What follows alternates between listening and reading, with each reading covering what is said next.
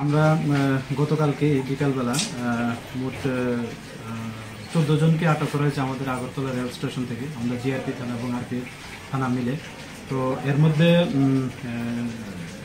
11 জন তারা বাংলাদেশি ন্যাশনাল, তারা অবৈধভাবে বর্ডার ক্রস করে এসেছে এবং তারা ট্রেনে করে মানে দূরপাল্লা ট্রেনে করে ওই আহমেদাবাদ এবং চেন্নাই যেতে চেয়েছিল এরকম বলেছে আর কি। আর আমরা এই তাদেরকে সহযোগিতা করছিল মানে আসা যাওয়াতে, এরকম আমরা 3 জন আমাদের যে ইন্ডিয়ান টাউন ওনাদেরকে অ্যারেস্ট করা হয়েছে, মোট 14 জন। তাদেরকে আজকে আদালতে পাঠানো হবে এবং তাদেরকে রিমান্ডের আবেদন জানানো হবে। হ্যাঁ, আজকে তাদের মহামান্য আদালতে প্রেরণ করা মানে হচ্ছে এবং পুলিশ রিমান্ডও চাওয়া হবে। তাদের কাছে কি কিছু সন্দেহজনক কিছু পাওয়া গেছে? সন্দেহজনক এমনিতে তো প্রত্যেকের কাছে স্মার্ট মোবাইল ফোন আছে তো, এবং কিছু ইন্ডিয়ান কারেন্সি এবং বাংলাদেশি কারেন্সি এবং কিছু বাংলা ডকুমেন্টও পাওয়া গেছে। তো আমরা এগুলি দেখছি, খতিয়ে দেখছি কি আছে। বাংলাদেশের কোথায় থেকে এসেছে তারা? তারা তো বেশিরভাগই আমরা খাগড়াছড়ি জেলার এবং নড়াইল জেলারও আছে বাংলাদেশের। তো তারা ওই ম্যাক্সিমাম ওই যেমন 7 জন তারা খাগড়াছড়ি ডিস্ট্রিক্টের এবং বাকি যে 4 জন আছে মহিলা তারা নড়াইল ডিস্ট্রিক্টের আর কি। ভারতের কোন দিকটা ইউজ করে মানে ভারতে ঢুকছে?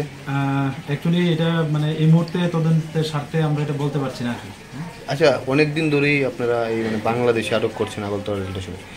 তাদের এই জিজ্ঞাসাবাদের পরে রিমান্ডে আনার পরে মানে কি কারণে তারা বাংলাদেশ থেকে ভারতে আসছে, এটা কি কিছু পাওয়া গেছে? বেসিক্যালি তো মানে তারা বলছে যে কাজ করার জন্যই তারা এদিকে আসছে। তো আবার কিছু বলছে পার্লারের কাজও মানে করতে যাবে এরকম বলছে। বিভিন্ন যে তাদেরকে যে দালাল ধরে মানে পাঠাচ্ছে, তো এগুলিও সন্দিগ্ধ বিষয়। তো আমরা এগুলিও খতিয়ে দেখছি এবং আমাদের এই বিষয়ে আমাদের যে সিস্টার এজেন্সি আছে তাদেরও সহায়তা নিচ্ছি আর কি।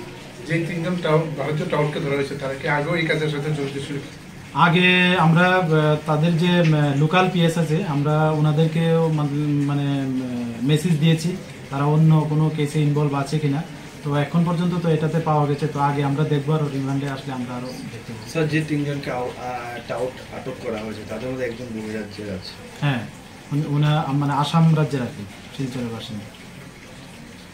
উনি এখানে মানে আসাম থেকে এসে এখানে? হ্যাঁ, উনি অ্যাকচুয়ালি গত পরশুদিন রাত্রে এসছেন এবং কালকে উনি যেতে চাচ্ছেন আর কি ওইদিকে আমাদের রেল ব্যবহার করে।